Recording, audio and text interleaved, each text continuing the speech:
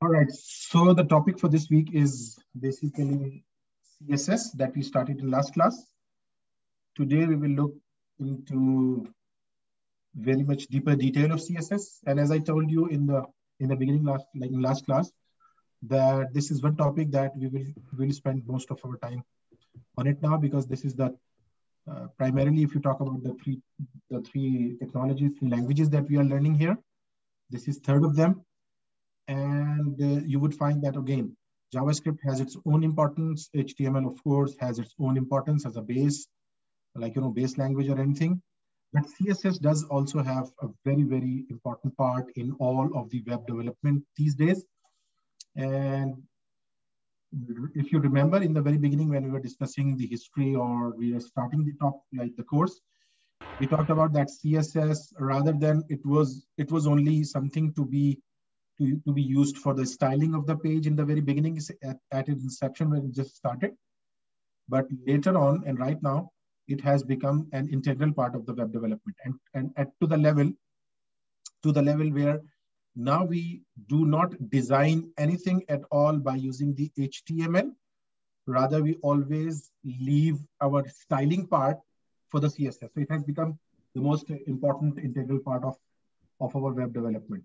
And I can safely say that even sometimes you might not be using or might not be needing JavaScript for some of the pages. Sometimes you might do not want some script running over there. Even then, you would be needing the CSS part of it. And when you have started working on the assignment, the last assignment 3, so you people would have seen that there are, when you just design that by using the HTML tags, it does not look good. It usually looks ugly, and the website is not looking at in a very good form. So very catchy to our eyes. So that's for that reason, CSS is, good afternoon, Devam. So CSS is one very important and integral part of our web development. Okay, so last class we started discussing, and we talked about something called Zen Garden, if you remember. And we said that this is, let me just open it to the new window. And we talked about that this is a Zen Garden. This is a page that has been created, and it's HTML and CSS and all those files are provided to the people, and they can just work on their own, and they can come up with the different styles, if you remember. And today we'll see that how this CSS works and how we can just make it more and more attractive, and how much work people have been doing. So if you remember that we talk about this, Zen, and we saw that there are different styles that people have applied. We saw that in the last class. Now I want to show you something interesting today, and then we will start from here. And I would like you to have just a very calm head when you see something, and you should be just you should keep that in mind, that once you will be able to understand the basics, you can go to any limits by using CSS. If you see here, for example, all of you can see this painting, a very nice painting that looks like someone has used a very 3D type of effects of you making it. But to your surprise, this all has been made by using the CSS, cascading style sheets. So interestingly, you might be thinking that I am even not able to just, adjust or I justify my elements together, and people are creating something like this. So it looks awesome, that people are working on CSS up to the level. And as I said, if you just keep on working on it, if you just keep on practicing those things, and the way we will be just scaffolding this CSS, I can assure you that again, with some effort, we can also reach to some certain point where we will start feeling that now CSS. But again, that all depends upon our practice. That all depends upon how we conceive different things and how we are basically implementing.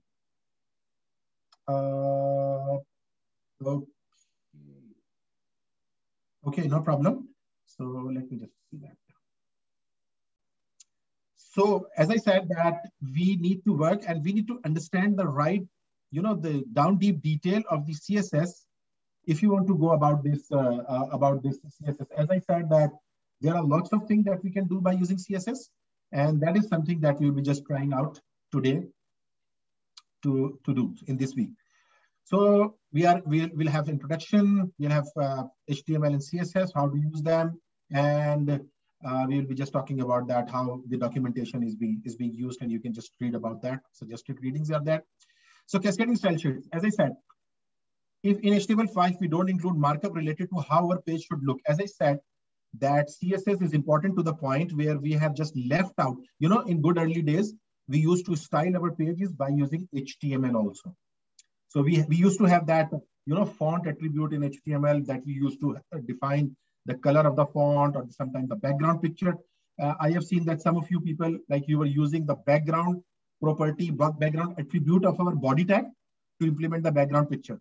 And of course, they are having a hard time to adjust that picture. Sometimes picture is going, it's going stretched out, or sometimes it's just mirroring itself. So yes, all those problems, we have reached a point where, according to standard, now you should not be implementing styles by using the HTML. Rather, you should always consult with what? CSS. So this is the order of the day from HTML5 that always go for the CSS. So instead, we focus on its structure. So in HTML5, what we do, and we'll be doing it today as well, we focus on its structure, layout, and organization. And that's a very important part. You remember we have talked about the semantic elements, semantic tags that group together some of the elements that have semantically same meanings. Of course, as I said, if you people do not remember, we talked about navigation elements. So HTML is more related to the structure, the layout, and the organization of the elements. Not something to worry about the styles while we are talking about the HTML5. I hope that makes sense. And when we talk about, we put all this information into style sheet. What information? How our page should look like. So from today onward, we'll start looking at it. Okay, how can I make my page beautiful? It looks very, garbage form. It looks very, everything looks like being squeezed together, and the text looks very bad, and that default black color and a white background color. So I want to change all of that. So we do what? We just put all this information to style sheets, text files that define CSS selectors and rules how to. So that is the definition, a bit smaller definition of CSS. Text files that define CSS selectors and rules or for how to style our HTML document. So the summary for these 2 points. HTML5 has nothing to do with the style. HTML5 only deals with the structural layout or the organization of the elements. And if you have to talk about the styling of the document, again, you want to create some style, something like that. You want to have different fonts. You want to have different colors for the fonts. You want to have this type of sections here. You want to have this type of buttons or the areas which goes highlighted. So for that, you need to work on what? The CSS. And what is the CSS? CSS mainly are the text files, that define the CSS selectors. We'll talk about selectors today, and rules of how to style that document. So this is the summary of that we'll be working on CSS. Okay, so CSS allows us to specify styles, layout, positioning, and other style properties for HTML element. And it's not only about that. CSS3, if you have heard about it, CSS3, the latest version or the version that we are working on, is basically far more than that. By using these styles, by using this layout, by using this positioning, we can even go to this level as we see. It looks very attractive. We can go to this level as well. And as well as we can go to the level there where we are animating people, animating things, animating objects just by using the CSS. I hope that makes sense to everyone. So CSS is basically taking us to a different level of the web development, and as that's why I said that we'll be just covering lots of things related to it. CSS makes it possible for a page's style information to be separated from structured content. Consider how much an impact CSS can have on the same file. So what we do is that CSS can play a dramatic role in just creation of a document and the changing of a document, and it will allow us to have so many things. So CSS is, as I said, that this will be a document that will be defining the styles. So we are separating concerns here. We are separating our layout of the document by using the HTML. We are separating style of the document by using CSS. So syntax of CSS, this is interesting. CSS syntax is made up of rules. All CSS basically show something which are called rules, which are broken into 2 parts. So there are 2 parts effectively of the rules. a selector specifying the element that should have rule applied, one of more declarations which are key value pairs. So see here, H1. You remember that we have talked about that H1 is a tag, is an element if you combine together the content and everything. But H1 is a tag in HTML. So if I just take out the tag sign, I just place H1 like that. And after that, I just place a curly braces around this H1. And then I am defining few rules over here. These are the rules that I define as the style rules. So what are this? For example, it says the color blue, font size 12 pixels. So it means I want to say that H1 on my page should become a blue color and should become a font size of 12 pixels. Right? So what is that? You need to understand that. And then I'll start the example as well. So you need to understand this is called selector, the selector for the tag. And I hope you are familiar and you remember that selector because we have talked about query selector. You remember? We have worked on that query selector. If I go to my console and I say document.query selector, you remember we have worked on that and we have seen so many examples. If I say A, I don't know how many hyperreference or A tags are there. So I've just selected one, the first one I've selected. And if you see here that it has come up with the first href, whatever href is available over there, it has come up with. So you're familiar with the selector. So selector means tags, the content of that tag without tag sign. I hope you can make sense of it. So without tag sign, if you just make up, if you just write down this H1 or I write P, for example, if you see here, there is a P. So if you write something like that, you are talking about this is a selector that will go and select some H1, some H2. And we'll talk about that, whether it is doing the query selector one or query selector all. That is something that we need to just understand, and we'll see that. Okay. So this is called selector and this is called rulings. And rulings are important, and we need to remember the syntax of the rule. First of all, the key comes, the key value pair. Key comes, and then there is a colon, full colon, right? And then we have the text. Okay, that's a very good question. I was expecting this type of question from at least for you.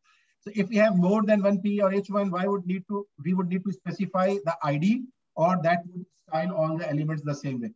That's a very, very good question, but its answer will be followed, I think, within 5 minutes, right? So just bear with me and you will get its answer in 5 minutes. Yes, you're right. We need to have an ID for something, or specific selection would need something. Yes, you're right. Okay, so if you come here, in this example, the selector is H1, which indicates that we want to following rules to be applied to level 1 heading, H1 level heading, all H1 elements in the document. So for your question also, that partly is regarding that as well. If I'm writing H1 and I'm defining it as a style, it means I'm talking about all the H1s of my document, right? So this is one thing. Next comes in two definitions, each ending with a terminator. So you know what I was saying? Key value pair. The key comes, and then a colon comes, and then the value comes, and after that we have a terminator, right? Yes, okay. We'll talk about that again. I would request you to, and as I said, bear with me for 5-10 minutes, but then we'll be just discussing all these things. Because those people who are very new to this, they might get confused what we are talking about. So anyhow, a selector, and inside those brackets, curly braces, we do what? We just give a key and a value separated by a colon, full colon, and they are like the two properties themselves are separated by a terminator, or the terminator that we are familiar with, the full the semicolon, right? This is the full colon, this is the semicolon. Okay, so what we do is that this is called rule. These are called rules. So a list of ending with a terminator, every rule end with the terminator. These declarations follow usual key value syntax with a property name coming before colon. So this property value, property value, property value. You'll be just defining a property and value, and this will be working on like this. Okay, and then comes here. So you see here, this is the type color colon blue. Please be reminded that you have to use the American standard of colors, COLOR. There is no COLOUR in programming. Whenever you come to programming, the first thing you need to forget is the U from the color, right? So never use that COLOUR, otherwise you will be you will never be able to see the right color, right? So anyhow, so color blue. And the other thing you notice that the rules basically follow that kebab case, the dash sign in between. It's not the camel case. The size S is not capital. So it's a kebab case. In CSS selectors, like CSS rules, we follow the kebab case. So font dash size 12 pixels. So that you want the font to be 12 pixels, right? And the other thing, another example, P, color red, text align center, text. So there are lots of rules that we can apply on. So here what we are saying effectively that whenever you find a P, just apply these things. And now I would like all of you to just follow this up. And I want you to just, work with me right now. And then I will be just, sometimes I'll be stopping you and I'll be just following myself up. And then I'll just let you know that now you have to just follow me.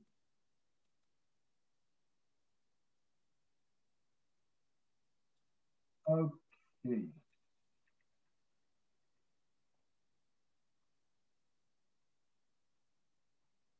Okay, let me open up a new folder for this week, and this is the week 8. I will be just accessing the week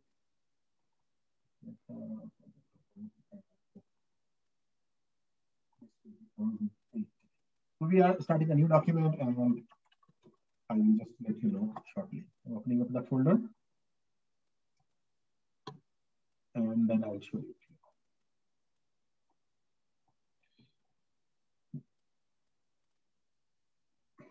And for just as I said, let me show you something. For example, as I was saying, that how important role CSS can play with us, like play for our documents, and I'll show you something that you have to follow. And I will be doing that shortly with you people. And again, maybe this week, maybe next week, but I want to show you a sample for that. What we are saying, how important is that CSS for us? Let me just show you an interesting part.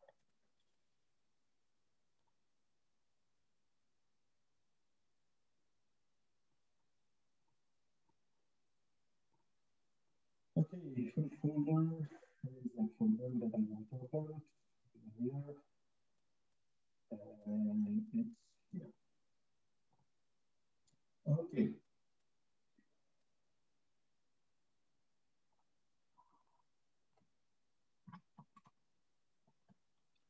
Okay, so I'm about to see you something interesting. How important or how much effect a CSS. So in the meantime, I would like all of you, I'm just opening that up. I'm opening and running a server. So I would like all of you to just open up a document and just create an index.html as we are familiar with that. And I need you to, just for example, you can just right now create an index.html for the time being. Let's see when the document comes up, what I want to say to you. The browser is about to start.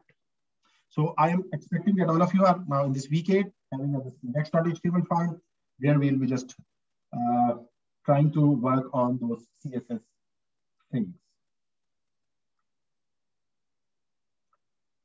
Okay.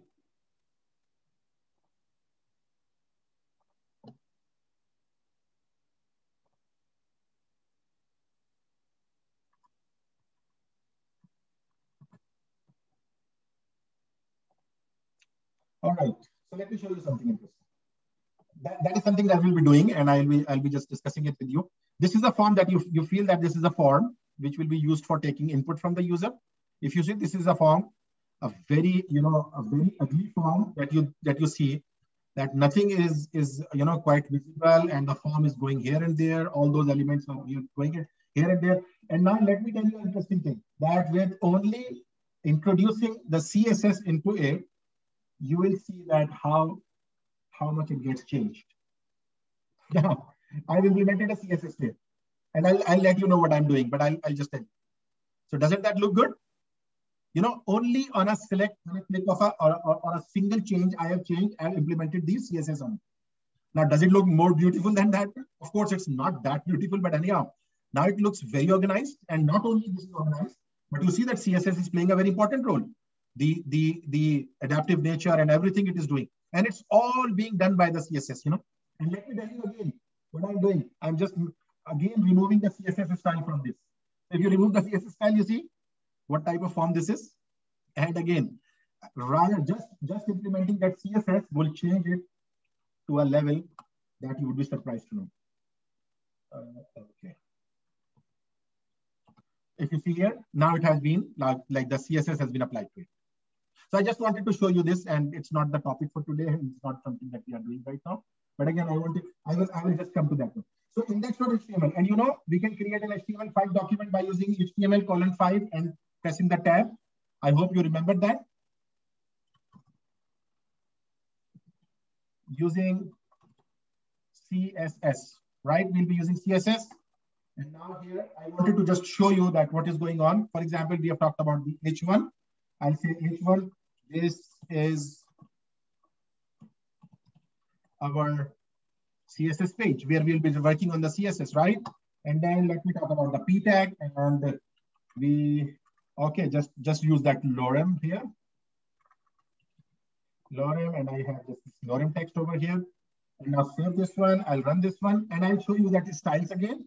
But right now, I won't ask you people to just go into that detail that what I'm doing. But what I want to do is that just to observe that what's going on over here, because then I will just show you. Okay, so what I'm doing is, and I'm not asking you people to do that right now. I'm defining a file sheet, like a style sheet, which is I'm calling as a style.css. I've defined a file which is style.css, right? And I'll tell you that what are the different ways of defining this style and how we can just do that. Okay, and another thing, of course, I need to do is I will be linking this style sheet and the reference, right? I'll explain everything, but right now, I just want you to see what is going on. CSS, I just combine this. Okay, so this is the page that is coming, right? This is our CSS H1, and this is our P tag, right? Let me just make it a bit smaller. Okay, so the two styles that our page is discussing, let me just copy them. I'm copying this one, H1 selector, and coming here and going to style.css, right? And just pasting it like that, right? Save. Let me go back. Oh, okay, let me go to the document and let's see what it has. Does it have any effect on our web page? If you see that font size has gone smaller, why? Because I've played with the font size. Let's don't play with the font size. Let's right now play with the color only, because we are doing it for H1. So I wanted to just play for the color. So you see here, now our H1 is blue color. Does that make sense? And now, how about the other one? Let's copy the other style, which is for paragraph tag. Control C, and I am just coming here in the style sheet and pasting it. And as I'm I'm saying that please don't worry about how it is happening. And I will let you everything know. Just I want to show you the effect of it. So you see here, paragraph tag has something interesting. Something has happened. That font has come over there, and something is so its color has gone red. The text its alignment has become the center. So now this text, you see, just only with a simple thing. Now this text is also going in the center of the page. You see, center of the page according to that. You see that we have just started to look at that adaptive styling over here. But of course, this is not a very good adaptive styling. But anyhow, I'm just trying to make you understand that these styles can apply in that way. So what we are doing is that we are just applying the color to the blue, and these are different rules that you can use. And interestingly, there are lots of colors that you can implement. I can say a green, and even I can apply a background color to it. Background color, and I say, for example, something like black, right? And then I will just save it. Okay. So someone says that they cannot hear me. Is that the case with everyone? Okay, now you can. So do you people understand what has happened? The background color has gone black and the color is gone black. So right now what we are discussing, we are again, as I said, that you can have these rules implemented. The rule set color should be red for the paragraph I'm talking about. Text align should be center, text decoration should be underlined. So all these things are happening over there, and we have got those selectors over there, right? And we'll talk about them. So this indicates we all want to be, and one important point that I want you to just consider right now is that if I just copy and paste this H1 and P again, so do you think that this style will be applied to all H1s and all Ps?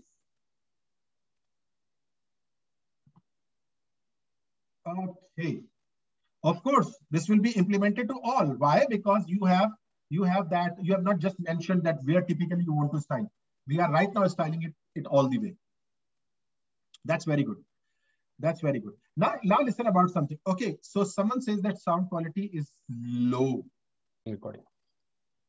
All right. So now what we want to say that where to put CSS. I've already done one demo in front of you, but I want you to just understand few important things. So you see, CSS can come from a number of sources in an HTML page. We can have different places where we can place our CSS. Now, first of all, you see that it says inline, internal, external, the browser itself. I will go from the bottom up. Like I'll first take the browser itself. Now you see here, you know that I have connected it with a style sheet. I'm just making it comment. I'm commenting it out. It means I'm detaching it from the CSS style sheet. You got it? So I'm telling you where you can just place your CSS, right? So I've detached that one. Detached means I've just removed the link. Let me just remove that because we'll use that again. So I've just removed the link. It means now my HTML is not connected to any of the CSS. You got it? What happens then? What happens is, if you see here, the document is coming, and of course it has some adaptive style by itself. So the first style that our document adapts is from our web browser. Every web browser has its own styling definitions. Every web browser knows how to render H1, how to render H2, how to render P by themselves, and they are implementing that. Are you people getting that? So this is being done in over here. And if I go to my, for example, if I go to my, the Firefox. So let's see in Firefox.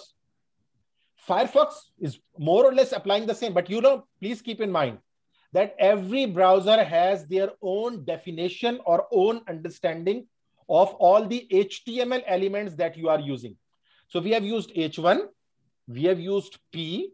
So H1 and P in Firefox, it has certain meanings. And if I remember, I'll just show you all the code of that as well.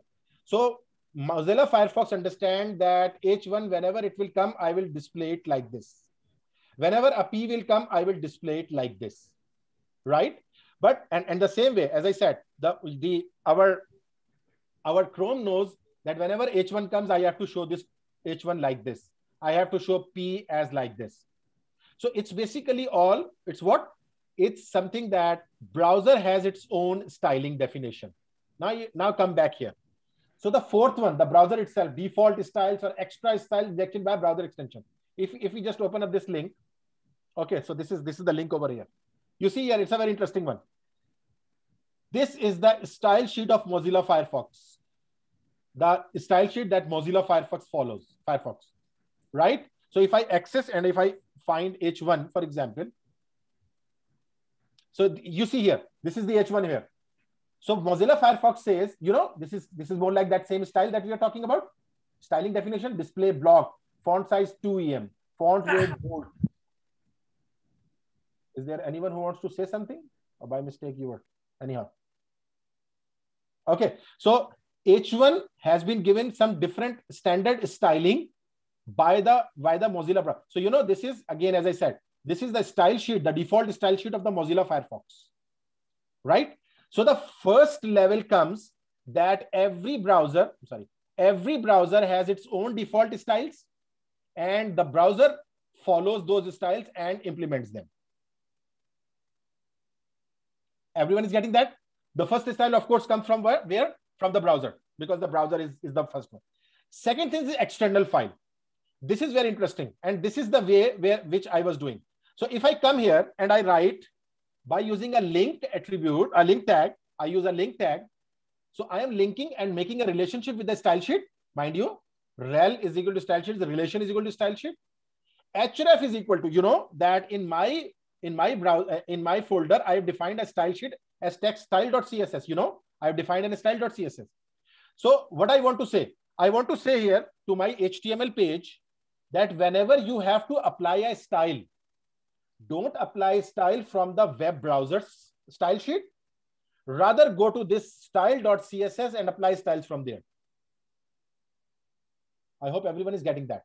So what my browser does, what my document does, it says, okay, so whenever there will be an H1, I will go not to the browser's style sheet.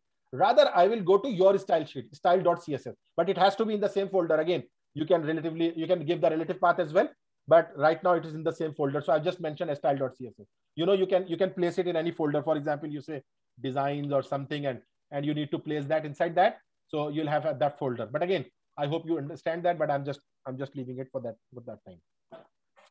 Right, everyone? So the second part where we can define our styles is the external file. This is called external style sheet or external styling of files. I hope everyone is with me. Now, the third one is internal embedded. This is very interesting. Internal embedded. If you see the example over here, what is that example? So let me just again delete this one, and I'm again deleting this one, detaching my document from the style sheet. It means now I am depending upon which one? You understand which one I'm depending upon? The browser's style right now I'm depending upon. But what we can do here is that I can use a style tag. And in that style tag, I can do something interesting. The same thing that I was doing in my external style sheet. I say color yellow, background color red. A very bad combination. Now save this one. And we are not connected to our style.css. Mind you, please bear in mind. There is no style.css here, right? So we have only defined a style in the head section of our document. And now let's go to the document and check it. Do you see that style is implemented? It means the third level is that you define your styles in the head section of your document. And to define those styles in the head section of the document, you do what? You basically use a style tag over here and just define the styles as you were defining before. If I write a P,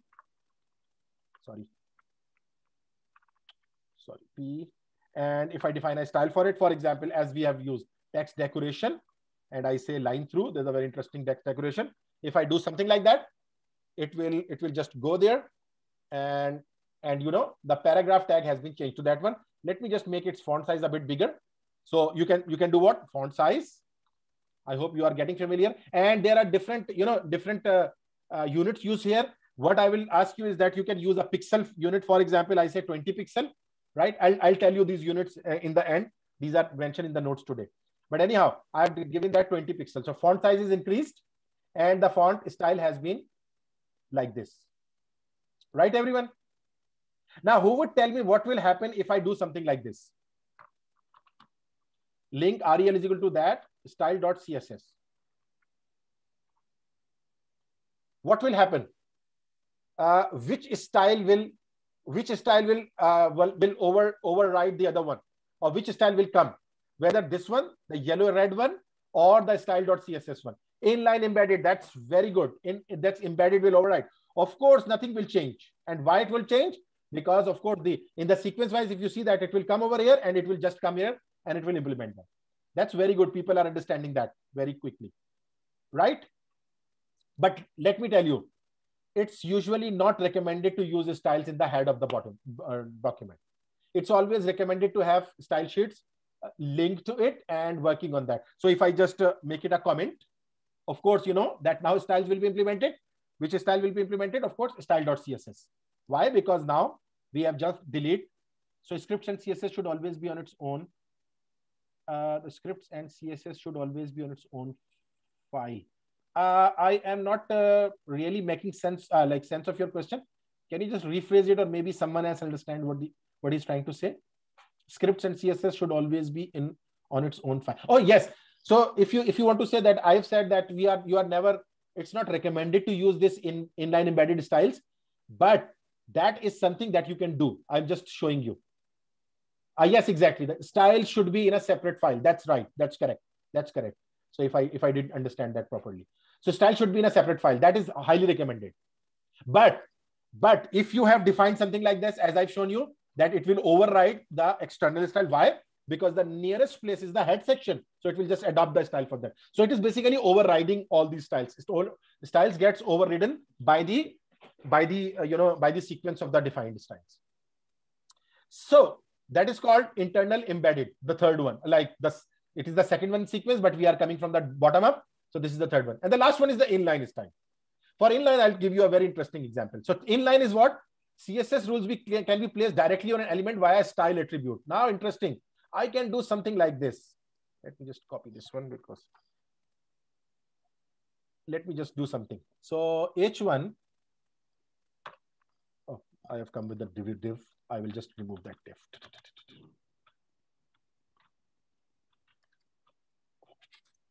div and this div, delete this div as well. Okay, so you see here, what I've done, h1 style is equal to background color green.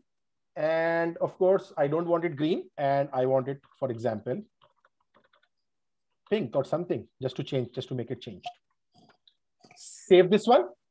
So now you know what will happen? Of course, one of the h1 is basically coming as if link comes after the style. Okay, that's a very good question. So someone is asking if links come after the style. So you say that if I take this one from here to here. Now, can anyone tell me what will happen? Okay, so because we have got the styles are almost the same. So can anyone tell? Okay, sorry, I've just placed it inside the style. Yes, can anyone tell me what will happen? Will it be the same or there'll be something change? If the link comes after the CSS, let's go and check that. Yes, what is happening? Is that the same result? You know, here we have defined yellow and red. And here in that stylesheet.css, we have defined green, you know, green and red. So green and red is the external style sheet. And now if you see your document, it is coming like this. So what does that tell us? Okay, this is the inline style. We are not talking about that. What does that tell us?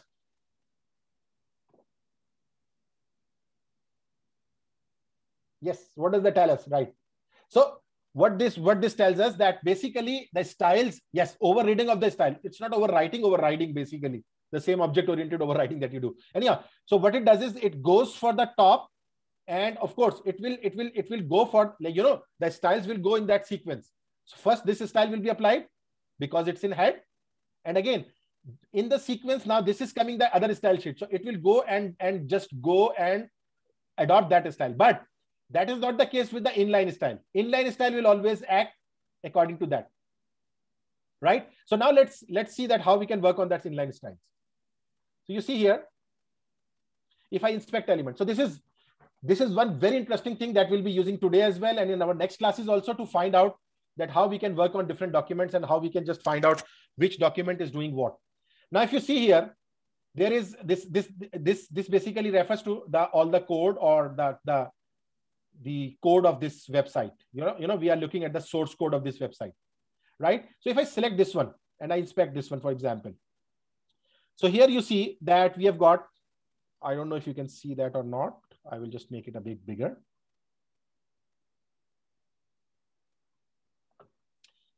Do you people see here that it is showing some font? Now, I will show you there's something called span class. I'll talk about that class and everything afterwards. But if you see that if we have got one another interesting way of defining it.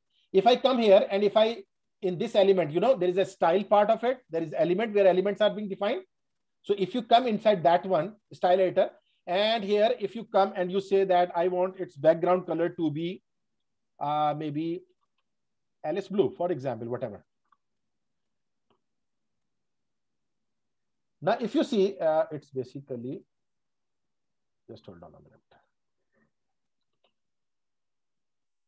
Red. So now you see, so I didn't want to do it red. Let's make it green again. So what is happening? I have changed this color to green. Sorry, green. Now you see that the page is showing that green as well. Why? Because I have changed its CSS. And now what is happening in the CSS? This is something to notice. If you see that in CSS, it has implemented a style is equal to background color is equal to green. Same goes with the others as well. For example, if I select this one, inline style, for example, inline example, and I inspect this one, it's coming over here. I come to the element and I say color red, right? And if I deselect it, now it has gone red. Now what has happened? I want to show you. It has happened that this H3, if you see that we have got style color red, it has implemented an inline style and it is showing me that inline style over here. You know why? Because it is adopting style from a style sheet, right? It is coming from some style sheet, from some class, anchors, JS link, or href is equal to inline example, something. But what I'm doing is that I'm implementing a style then and there. So it is just changing that style and showing me, and it is showing in the way that it is adding an attribute to that to that tag, and it's showing style color is equal to red. Now this is basically showing a red colored one. Does that make sense to everyone? So it is the internal like inline style sheet, inline styling of the elements. If you just go to that element and you apply any element, I say text decoration. I want to do text decoration as none, yeah, like a line through. So for example, if I do line through, you see that our text decoration has gone a line through. Everyone can see that? Everyone can check that? Okay, that's good. That's good. I've started to receive the responsive. So this is the way that you can check your different CSS stylings. So this is called inline style. Inline, it's not internal embedded, it's inline style, right? And this inline style, if I just refresh it, of course, it will just change back to its original position. Right? So these are the places where we can place our CSS styles. Starting from the bottom side, the browser's style, then external files, and then internal embedded, and then inline. And again, we have seen that in sequencing, if you just change out the sequence. Yes, we can do that. You want to know that you want to change that particular one in that head, like this document's head. You mean in this source? Every H1 of website. Okay, what I understand from your thing is that you want to say that if I am able to add something over here in head and I can just work on that, right? Okay, yes. So now if you are able to add something over here, if it allows you to just edit something over here, and you can just, so you can effectively just change this title or something over here. And let me just see that. I don't know if it allows you to implement that as well or not. But what we are looking here is that we are saying that whenever we just make changes in that, so it basically, okay, so if you are saying that we want to change its CSS style sheet, yes, that is something that if you want, for example, if what I understand from your point is, you want to say that this class, for example, I'm coming back to here, or maybe, so inline styling is not a good practice also alongside embedded styling, on head embedded styling. Why? Because we use, as I said in the beginning, we usually want always our styles to be defined in externally, and that helps in a way that, of course, you can do that for a very typical situation where you feel that all the styles that are coming from the background, I don't want to implement those styles. Rather, I want to go specifically to a particular style. Then you need to do that. But again, it's also not strongly recommended that you should do that. Right? It's not strongly recommended to do that. Oh, the main reason for not using it, question is any particular reason why they are not preferred? The main reason is that usually we want to avoid too much coding. Why we are making a central file and then placing it over here. If you see here, why I'm creating a style.css and putting my styles over here. Why?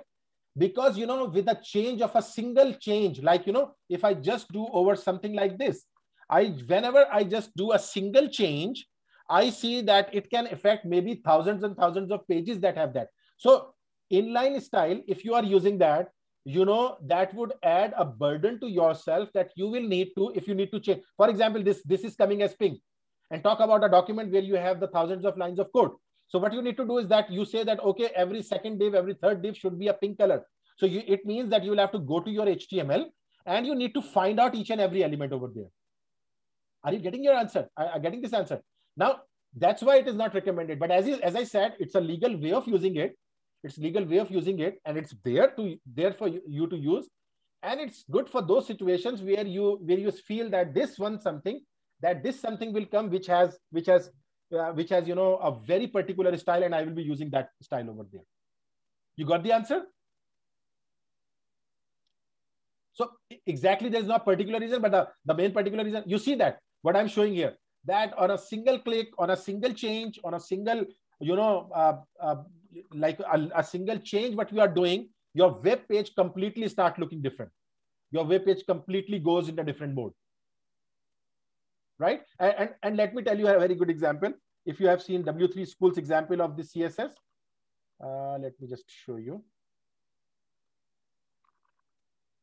W3 Schools, and let's talk about the CSS examples. You know, this is very interesting that they've used example and CSS. Let's go to this one, and you'll find that what is going on. Okay, where is that CSS examples? Let me just find out. CSS examples, this one. Let's talk about this one. So, so syntax, how to, I just forgot where is that. They have a one page. Oh, this is templates page, I think. Maybe. Oh. CSS examples. And these are just explanation. I don't want to go into explanations. Rather, there was a page that we can just check, and it has different oh,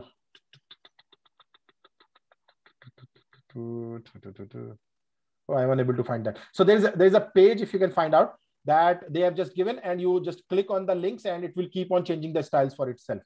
I'm just forgetting where is that. I've used that, and I am just maybe CSS exercises. No, these are the different exercises that they're showing.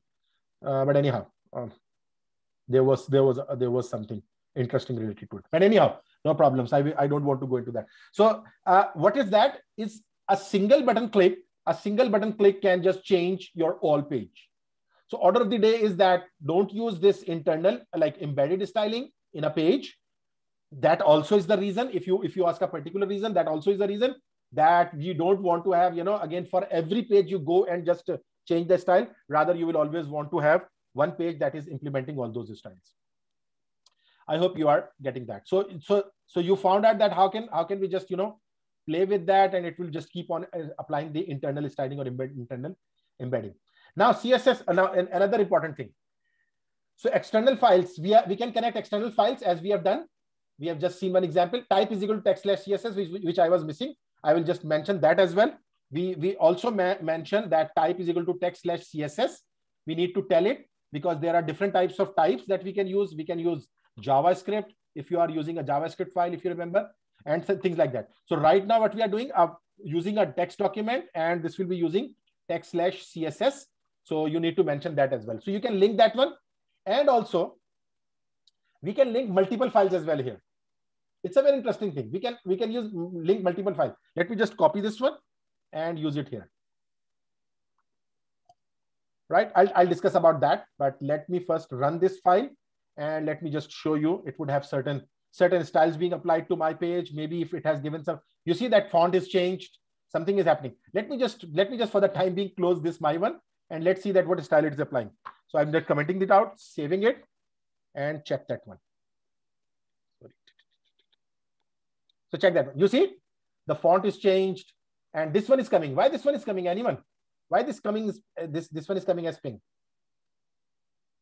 This is the inline. So of course that will definitely come. But rest all the styles are coming from where? Anyone can tell me where their style coming from? These styles are all coming from this one file, which is a very interesting file. Someone was, I think, asking about changing those style definition and external CSS. Let me just copy this one and open this. You will find that interesting. So if I just open it up, this is a CSS file. Oh, we get a headache after looking at it. You know why? Because this is a minified version. You see min with it. So it's called a minified version of the HTML, of the CSS file. It's almost the same that we have seen, but it has just done that minified in a way so that the minimum amount of space and minimum amount of things it is occupying, because we'll be just using that over and over. Another important point about using this link style sheet. If you want to scare someone, what is yes, exactly. If you want someone to run away from learning CSS, you can show it to them. Okay, what I want to show you is very interesting.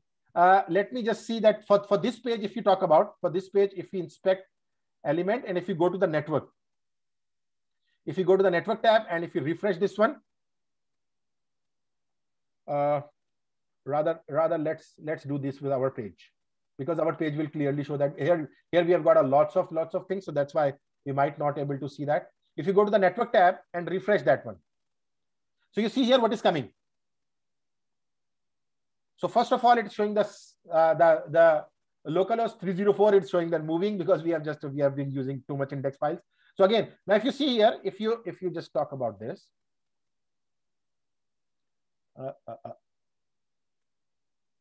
okay, so it is not showing us that CSS file, or is it? Let me just filter that out with CSS. Oh, there is no CSS. Interesting. Why is it not showing the CSS download? Oh yes, this is here. This is here. You see that it's showing that CSS bootstrap. So now let me just filter, not filter. You see that we have got this style sheet over here. And as I said, this is coming from disk cache. What does that mean? Whenever we link a file, that also becomes a cache in our document, in our web server. So it becomes a cache. For the first time, it is downloaded. And for the second time, it will become a cache in our server. And it will be coming up from what? From our disk cache, like cache memory, it will be coming up. So if I just keep on refreshing it, this 200 response that we are getting for Bootstrap, it is always coming from the disk cache, and it's served from the disk cache because disk cache has that one. For the first time, it downloaded it, and now it is just keeping that file with it. Right? So now if I just open up my own style sheet as well, and look what difference it is making, of course, if it will be. Now I've opened up my document, and let's go and run that one and refresh that one. So you see that now styles are all messed up. So this is the style.css, which shows that this is the style.css, which is coming from the index, and it is in our side. So but Bootstrap, it is coming from disk cache, and its size, it's showing that it's coming from 241. Its size is this 241 or something, right? So that's also, these are all the things over here. So let's see what else we want to discuss here. Now CSS selectors that we are talking about. One of the selector we have seen. Okay, one thing remaining. This is the import. At import, we can import files from that as well. Like linking, we can import file. If I just copy this one, and where do we import usually? We can import it over here as well. What we do is that we go into our style files usually, and in style files we try to import them. And remember to place a terminator after that. Otherwise, you'll get an error. So what import does is that import also imports one file into it. All.css font awesome. This is coming from some part. And now if I run my file, and if I say network tab, I look at the network tab, and if you see, clear that one and refresh that one, you see that all.css is coming. And again, since once I've downloaded it, it's coming from the memory cache. And again, all.css, and then we have got the different CSS over here. If you just type that, is all.css, and of course that will be also be there. I don't know why it's not showing our Bootstrap. This is the Bootstrap, but for the next time it is showing. Okay, what is the difference between those two? So the basic difference is let me just tell you. The basic difference is that, again, let me just open that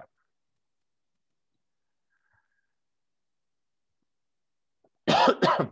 So it will also be run at the runtime. So if you are using this link something, it will just, one way or other, it will just link with that document, and it will be accessing that style sheets, either whether that is coming from the other server or whether it is coming from that part.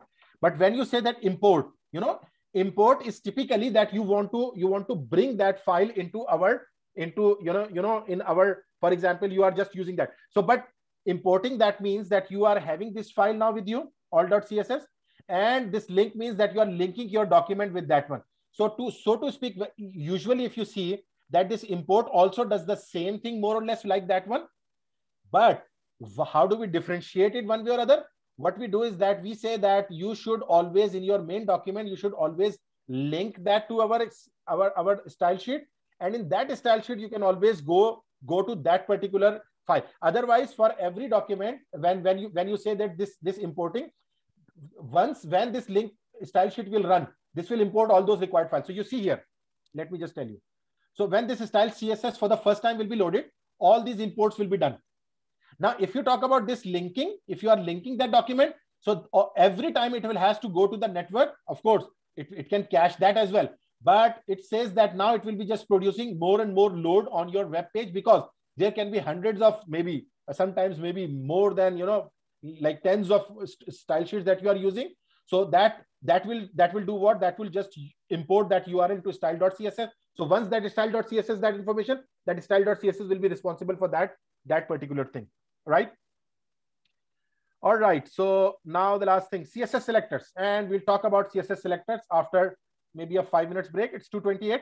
I'll take a quick break because I'm not tired of speaking, and I will be back at it's 2:28. I'll be back at 2:33 p.m. Canada time, right? Thank you very much.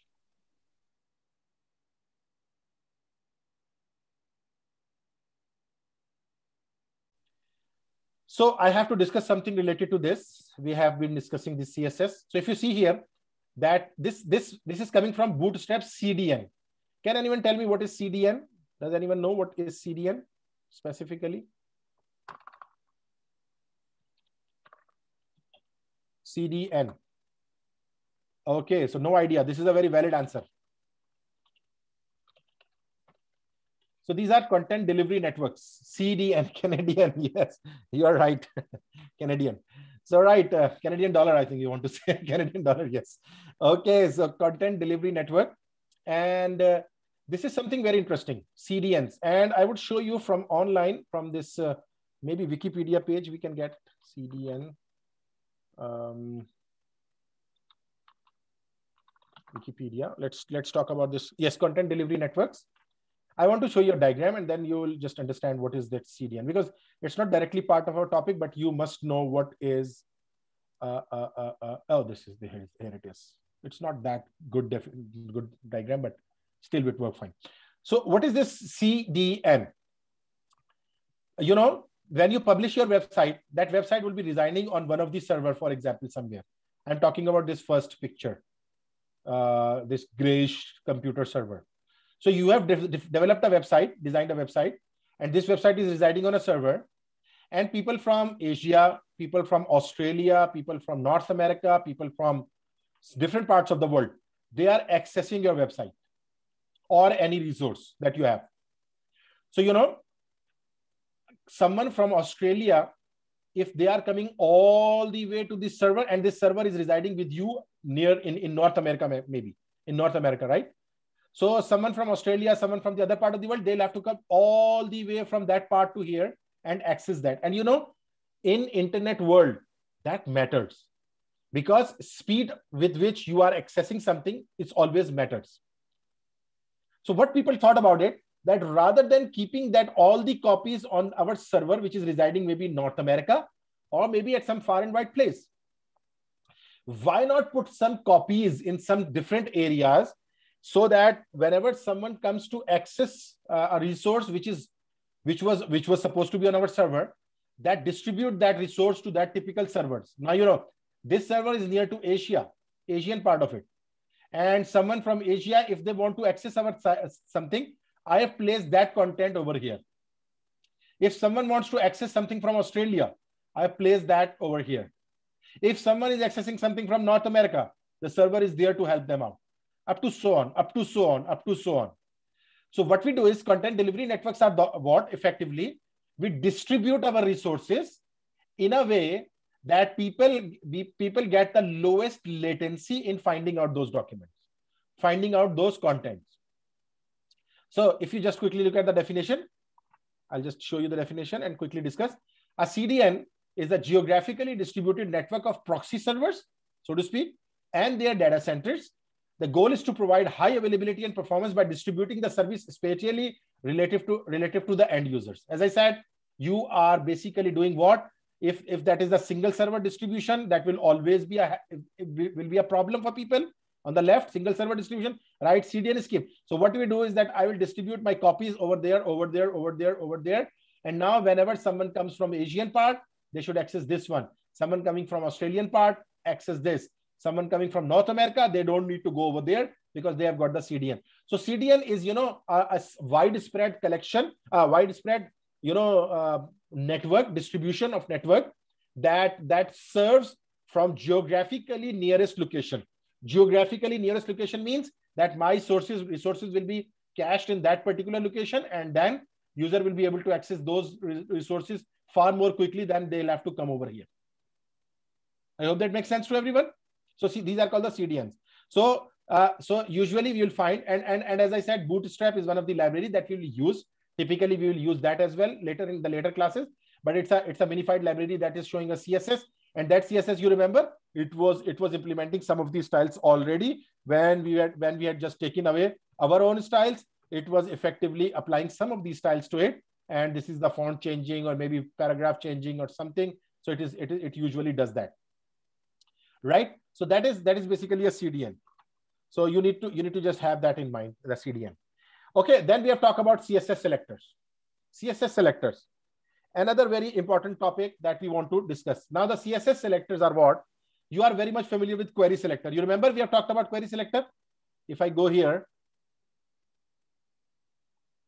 and I go to our console and I say document dot query selector all. I'm just selecting all, for example, A, if there is an A.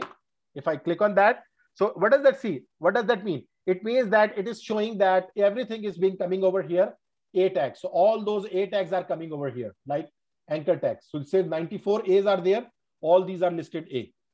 You got it?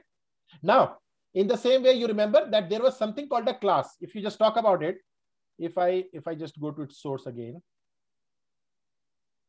if I go to inspector, and if I go to, for example, maybe this one, and inspect this one, for example. So if I say this is a span, and you see that this has implemented a class in it. You see that it says class is equal to SX. And I don't know where is that class, as someone was asking. I don't know where is that class. So let's try to find out that class. SX, it was saying SX. So document dot query selector all and inverted commas. What should I do? What should I write? Because you are familiar with class selectors and ID selectors. Yes, that's very good. .sx. So you see, it means that 5 places this .sx class, like this SX class, is being used. So this is a span, this one, the first span, this which is using it over here. And there are other spans that are using those that over there. So now we have got this span, which are using this SX class. Oh, okay. Okay. Is it okay? Okay. So now what is it? It's the .sx, so .sx class. And in the same way, if I just go and try to find out some other classes maybe, and let's find out which class has been used at, for example, here, as we are talking about, there was some class being used. If I just, inspect this one. So you see class is equal to NA. And if you want to find out the class NA, what you do is very simple. So we go document dot query selector all. And so again, you can do what? .NA. So NA class. And you see that this NA class has been implemented in all those spans. These are a number of spans. There are 21 spans which are using this class NA. Right? So we can access by using this NA. We can access by using the ID. Let me just see if we can find some ID over here. If there is some ID, div class is equal to something like that. Do you see? Okay. Do you see any ID over here? Maybe. Span class is equal to C, class is equal to K. Lots of classes are used. Okay. Here I find CSS selectors. So let's talk about CSS dash selectors. If I want to find that out, CSS dash selectors. Document dot query selector all. And so how to access that ID? Anyone? Hash, yes. CSS dash selectors. Right? So it says that there is one H2 which is using that. So it's showing that there is an H2 which is showing ID is equal to CSS selectors. Right? So I have this CSS2 over here, and it's showing that CSS. So again, it means that we can use these type of things to select different things, and we can select on the basis of, first of all, ID. We can select on the basis of a class. We can select on the basis of a tag by itself, and we have done that. We have done all these things. And what does that mean? When you are accessing something with a tag, it means that you are talking about you want to access a typical tag. And if you are trying to access something, so let me tell you something interesting, and type of selectors will be coming on that. So you can select this. So, you know, whenever we are talking about output ID, ID means that it would be a unique ID, which will be there with some of the elements. And if you talk about a class, you say that you will be making a class of logo, for example, and there are lots of things that you need to combine together, and you need to just combine together into one area or one style that you want to apply to them. So you will use what? The class selector. Right? So if you see here, they are just using that, and you can just go through all these, you know, these examples which are being mentioned over here. Now there is something that we want to I want to discuss. So you can go specifically to something here as well. What does that mean? So you see P class is equal to invisible. If P is accessing this class is equal to invisible, for example, or P is somewhere using P dot node, for example, class is equal to node something. So we can specifically talk about P dot node. For example, it means that in the style CSS, I can go to this P as well, or as I said, that I can define a style for an ID, for example, and I say ID is equal to highlight, for example.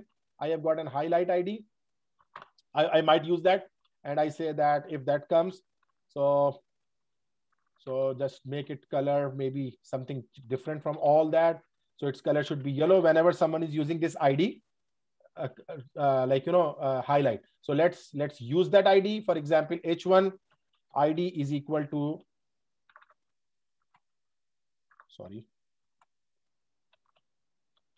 highlight, and let's see that if it works. If I've not got anything wrong, I think my colors are so messed up, I cannot see that, or maybe I have just used the wrong spelling. I'll just quickly do that. Oh, I did not save it. Anyhow, it would not have worked if the spelling was correct. So now it is saved. Now, if you see that one of the tag is being implemented as highlight. So I did not save. Yes, thank you very much. So basically now this is showing this one. So now it means that I can define a style for the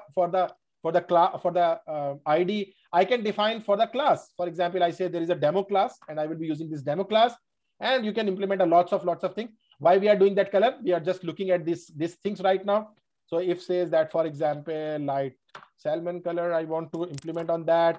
I want its text decoration equal to underline, for example, whatever you just want to do that. So if means whatever class, whatever tag will be using this demo class. For example, I say this one is using this class equal to demo. And you know, this can be done with multiple things. You can see this P is using class demo and this P is using class demo, right? So you can just always do that. Demo, and I've just defined these two classes demo, and let's see that if it works. So now if you see that these two are coming of that different color, very bad colors, they've started to show up now, right? So these two are coming of the different colors, and wherever you have just called that class. So now it means that you can do that selection. Now the thing that we want to discuss is now we can be more specific about that. What does that mean? If I go to index.html and I say, for example, inside this P, I have used a span. So you can use a span. You remember, a span is an inline generic container that can be used. And I say span class equal to demo, for example, or maybe just use a span here. And I will just span to some element, maybe till this point. Right? So now what is this span? This span is inside this P. Right? This span is inside this P, or maybe, as I said, I was using, let's use a class. Class is equal to demo1. I'm using a different class, for example. Right? So now this class demo1 is residing inside this P. So for example, if I come here and I have to define this one, so I will say P dot demo1. I'm going in specifically inside that P dot demo1. So it means that now whatever I'll implement will be implemented on that particular class only. So if I say no, that's not this one, let's just go back to the red so that we can see the effect. So now this means that I am specifically talking about, did I save it? I've saved it. P dot demo1. I'm using the right thing. I'm using the demo1 is one class. It should work. P dot demo1. I was just looking, maybe I've made a mistake. Do you find that? No, I don't find that because it has to come in the red color. Oh. Okay, so we'll just look at it.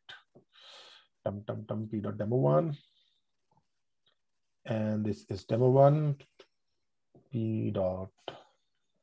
Okay, let's do that. I've just changed that to demo, not demo1. So it means effectively I'm changing that to I can I can see that. So this is the part, because I don't know why it should be. It has to be for the demo class. Let's change that one. And now I'm changing the demo class for this one, not making it red, right? So to see the effect only.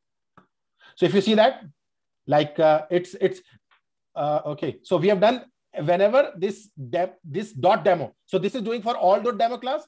Now, if I do the p.demo, for example, let's see, and let's implement here the previous one or any other color, yeah, right? So now what we are saying that just p.demo should be equal to red. Let's see if it works fine now. No, it's oh yes, okay. So what I've done, let me .demo should be green and p.demo should be okay, right? So now it's overriding. Now it's overriding for all those p.demo, and it's just doing for those demo green. And whenever this demo is coming inside any p, that of course it's basically because these are all that demo class. So it's basically changing that. So what effectively we are trying to say here, that we can just select something like this p.node, and we can just define a style for that, and we can define selectors, and selectors also in a down deep detail. You can just always go. You can just define a summary, for example, and then background color is sky blue, and you can define multiple tags as well. So we can have multiple tags also as well. So let me just remove this demos from here. And if you want to implement like on two things, for example, I say H2 and H3, right? If I use H2 or H3, you just implement one thing over there and make their color, for example, equal to magenta. So it means I want to implement this style to two of the tags. One should H2 and H1 is H3. So let me just make it H2 or H3, right? And now cut that one and paste that one over here. Save that H3, and what I've done, H3 and H2. So both of them I've just implemented. So I can use one H2 over there as well.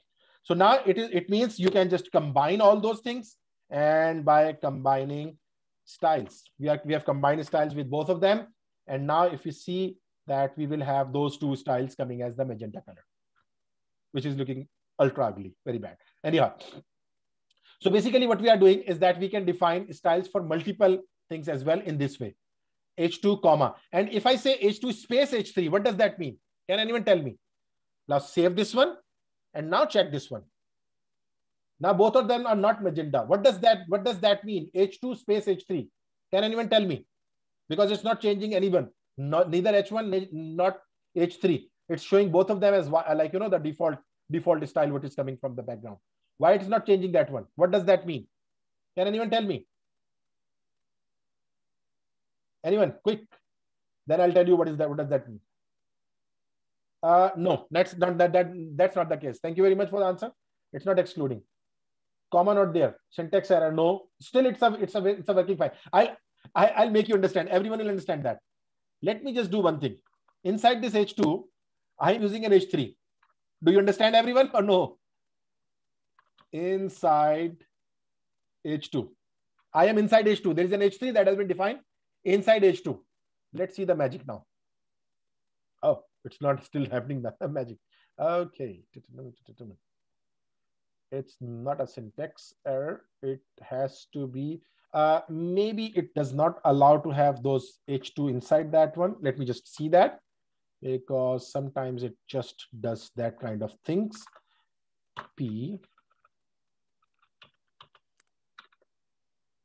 Rather P should have H1 and H2 inside, because this is a block level text. Sometimes it might happen, and I'll have to I might have. So it's, you see here. Now what is happening? See here. H2 has a P inside that, which usually does not happen. Of course, usually that happens that P has, because P is something that contains more of the thing, and it's an inline type of, no, it's not, it's also a block tag. So basically what it is doing, inside H2 if there is a P. So when you just give the space, it means you are saying some tag inside the some other tag. You got it? Some selector inside other selector. I hope you got it, because the P is being used so many times in our document, but only that P is being changing, that P which is coming inside this H2, and not other P's are also changing or changing. And why they are not changing? Because we have not defined style for them. We have defined a style specifically for that P which is residing inside H2. Do you people get it? Anyone? Okay, that's good. So it means that you can go to any level. If I say P and span, what does that mean? Yeah. That's what I'm saying.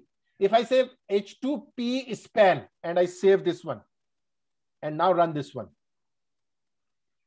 So what has happened? Can anyone tell me? Span, yes, exactly. So this is what span, like span inside P inside H2. And now since this span specifically I'm giving it, but right now I have not used the span over here. Let's come and use that span. So if I use a span here and I give I am span, right? Now you see here what will happen. Of course, I am span. Of course, it's not working. Why it's not working? I am span, and span. You know that might only be the case where, let me just make it a P, because you know we are inside of block level tag, and where we are just doing it, sometimes it might be not be. So P, and inside that P I'm saying H2 for example, right? Okay, I was doing the wrong thing. Yes, it was not inside P. You are right. So let me just do that now. I'll cut that one and I'm putting it inside H2. So now I'm making a mess of it. So P H2 span we are talking about, right? Save this one. And we are saying P and then H2 and then span, right? I hope I've got it right. P H2 span. So if it is span inside H2, is that correct? P H2 and inside H2 and span. Yes, looks like I've got it correct. But anyhow, we can just check that. Still not working. Can you find out what is going on? Why this my span is not even, is it shown there? I am span inside H2, but still not showing that design. Let me just quickly see why it is doing. Are we allowed to place H2 in P? That might be a case, but again, just for that checking, maybe you are right. Maybe that you are saying that is correct. So I'm placing a P inside a P, for example. I don't know. That is also inside P, and then I am span. Let's check that one. Okay, so it says that I am span, but it's not implementing that magenta type of something, because we are implementing this magenta. Okay. So why it would do that? Because we are using the H2. All right. So it's creating lots of things. Let me just see that if we have got it right. So P inside P, and then there should be a span. Looks like it's correct. I don't know if it is not working fine. We'll have to just look at it. No, it's not showing the magenta one. And I'll just figure that out. But again, the theme is, we'll have to just need to figure that out, and we just figure. So the theme is that you can have multiple something inside something. Yes, header P span. You are right that might work. The header P span, because header is, you know, a logically that section that works, logical collection. You are right. So let's change that one, header. So let's change that and run that one. Yes, now it is working. That's very good. Thank you very much. So now again, yes, that's basically the allowance of that tag. Which tag should be coming inside what? So sometimes that might become a problem. Okay, so now it means that you see that the grouping of selectors is HTML body. So if that says the height is equal to 100%, H1, H2, H3, H4, everything should have a font family and this color that has been defined for all. So if there is a comma means we are talking about the both, but when you are making a child-like styling, so that means that you will be using. And the the last about regarding the styling is that as we talked about, and someone was confused about that div and span. So let's talk about that. So we have discussed div and span in the past, but their purpose may not have been clear. So why bother wrapping other elements in div or span whether they don't when they don't display any different? So now here we'll see that div and span, how they work. So if you remember that we talked about that div works like this. Let me just copy this one so that I don't again fall into that same thing. So this is a that we have taken. This paragraph won't have any special style applied. It will have, because we have defined certain styles for our style sheet, because that is coming from there. But div is this basically just combining a block of code into it and applying a class of dot like info dash box, right? So if I define a class dot info dash box, this one, I just copy it. Okay, first of all, let's check it before defining that styles. It will be, all those styles will be adopted that have, so you know, all those P and all those things have been implemented. But let's talk about info dash box. So I'm defining a style for info dash box. So dot info box, right? So I want to implement. So there is one thing that we can use is border. If you implement border, 1 pixel, solid, there are different values for this, and blue. So if I run that one, you see that you will know that what is the difference. So this is the div tag that we have. Do you see that we have got the div tag, right? Is it using any image or something? Because it shows, okay, image src is equal to. So we are not using an image. We can use that, but right now just showing that impact. So now this is a border that we have, right? Let me just close this one, and let me just open this one over here so that we can just quickly see the effect. So what I've done, I've defined the style for this info box. I'm defining the style for this info box, and I am just, for example, I can say width, and I can define a width of, for example, 300 pixel. I want it to be 300 pixel. If I save that, you see that box is coming. Now we are starting to get those effects. Now box is coming to that one, and it's very much, you know, it has just stuck to the start. So for example, I can say that margin, you know, we have got something called a margin. And if I say margin 10 pixel, save that. You see that box has stretched a bit, like again, it has come offset it from that. And for example, if I say 30 pixels, I want to stretch it to the 30 pixels. So this has reached to this 30 pixel, and it has been just taking. And this is basically just doing margin from every part. And we have got certain attributes that we can do margin top only. And I say margin top, for example, and I say 100 pixels. So you see that it will go from the top, from this side, but that margin is removed. Why? Because I've removed the margin left. So if I want to implement that, I will say margin left, and I'll say, for example, 20 pixel. So you see that now it is 100 pixel from the top and this one. And I'll talk about that box and everything, because we are implementing this style for the info box. And where is that info box? Info box is basically combining all these two, three things that we have together here. Right? And it is implementing those spans inside that. It's implementing some of these spans inside that. Right? So let's define one style class for this one. So if I go here and if I say dot info slash like dash box, right? And space span. What does that mean? I'm talking about the span inside that one, right? So let's do that magenta color here, and let's see that effect. So again, what I'm saying that inside that dot class info box, there is a span. So do that span is equal to magenta. You see that all those spans have become magenta.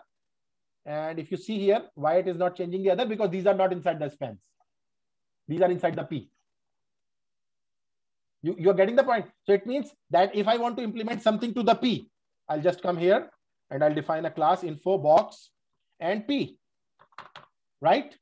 So what I want font weight bold, right? So for P, I want all those font weight to go to bold. You see that font weight has gone to bold, but the color has not changed. Why? Because the color is coming from the previous P.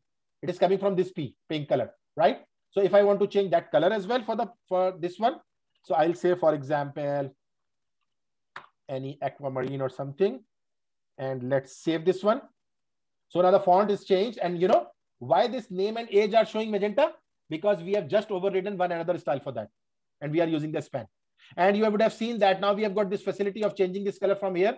If you want to implement some color that that you don't like or you like to have, you can change that color. You can change this magenta color to anything you want, and it can be a light magenta or something. So if you don't know the name of the colors, you can just implement that. And this is text decoration is coming as underline. So for P, I will say what? Text decoration, none. If you do that none, you see that there will be no text decoration afterward. Oh, yes, I can see you. I can see you. I can show you. This is the one. Right? So it has a span. It has P inside that. So only things are being applied to this P. You got it?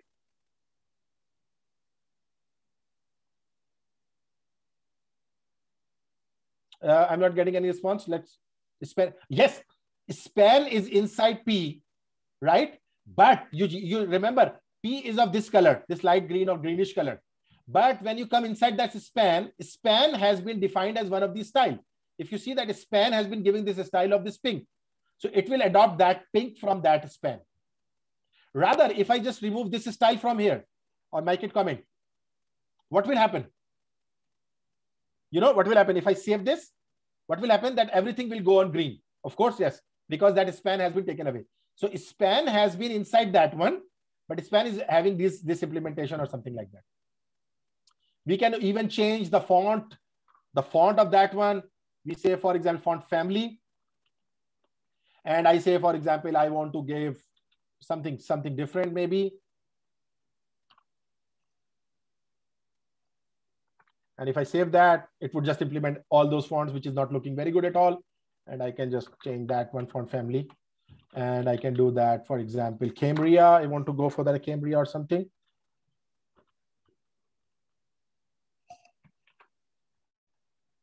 So you see there, like it's just keep on changing of the font. Okay, someone said infobox span equals dot info dash box span. Oh, okay, that's a good question. That's a good question. Infobox P span is equal to. So now please bear in mind, infobox, like P and span, both are the child of this this infobox. Please bear in mind. It's a very good question. Both are child of this one. So when I say infobox P, so I'm talking about this P. But when I say infobox span, I'm talking about this one, which is, even though it is inside this P, but still it is inside this father infobox. You got my answer? I hope you are confusing it with that why not you are using this dot info P and then span over there. Is that what you are talking about? Okay. So I got it. So you got the answer, because this info box is the parent, and be it P or be it span, both are child of this, right? And now let me just tell you something very interesting. If I add an ID here, ID is equal to me, right? I just add an ID. I've given it an ID, right? And now in the style, how would I define style for that one? You say info box, right? And if I say hash me, color red, let's just for the checking purpose, right? So what I've done is that I've done that info box dash hash me. Now, if you see that, where is that hash me? Hash me ID is inside that one. It should work for that. Let me just see why it is not working, or maybe it will work with the span hash me. Let's check that one. Yeah. So now what is happening? This ID is not working with that one again, because I was just using, with that one. So that was my mistake. Let me just place a space here. Why? Because that hash me should be inside this info box. Still it works. You understand what I was doing wrong? I was just combining it with this one. It's not an ID of info box. Rather, it has to be inside that one. So still it will work. So what I'm saying here, effectively, it means this hash me is with span. Hash me, like this ID is with span or with P or somewhere else. We are not concerned. We say that go to this class info box and find this me from somewhere. I hope you understand now this all clearly.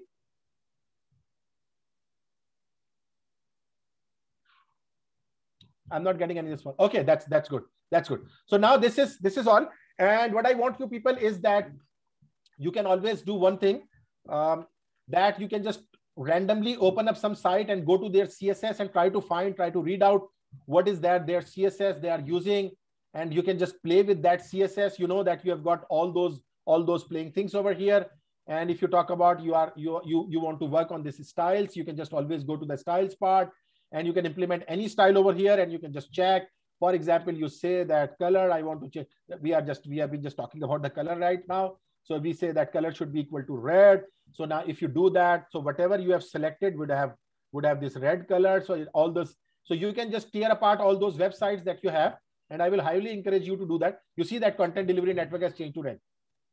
And why it has changed to red? Because I have changed its style, and its style has become become what? Red. Then I selected it, and I have just changed its style over here. And I wanted to check that element style. So if you see here, this is, if I just do that, it is of this black color. So you can just tear apart all these websites, and you can just check that there are lots of classes, there are lots of IDs that they have been defining, and they will be just working on that IDs and those classes. So I hope that makes sense to everyone. I'm just stopping here. I'll keep it to this point, and let's pause recording. Stop recording.